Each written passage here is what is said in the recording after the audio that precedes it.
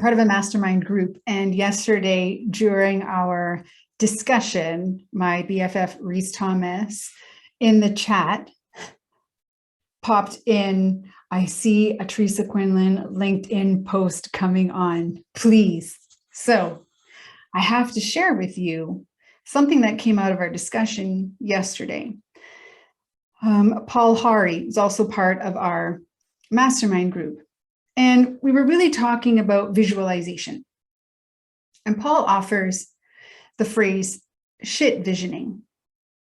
And he used this phrase because he said, basically, you have to be able to visualize and vision or practice visioning of what it is you're aiming for, how you want it to go, the optimistic look at things. He said, but you also have to do the shit visioning. You have to be able to look at, what if it doesn't go that way? What if the thing that I fear the most gets said? What if that person doesn't like it or disagrees with it and brings that into the space?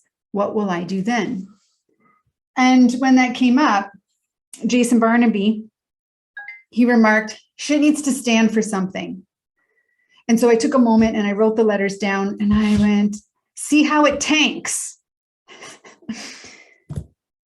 Basically, shit visioning is taking the time to consider the storm that can happen when you're going for something, a big meeting, a proposal, a pitch, a salary negotiation.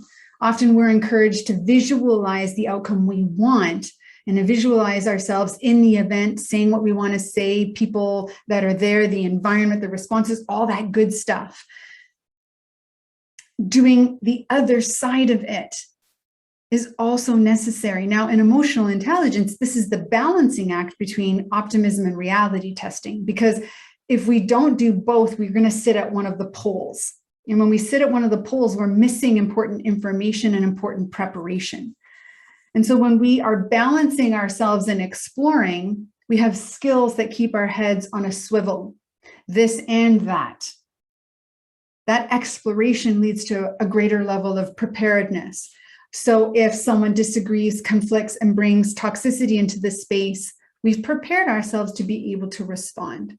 When someone brings agreement into the space, questions, enthusiasm into the space, we've prepared for that and we're ready to respond. We've explored all of the roads and where they can go, and we're ready for what's next.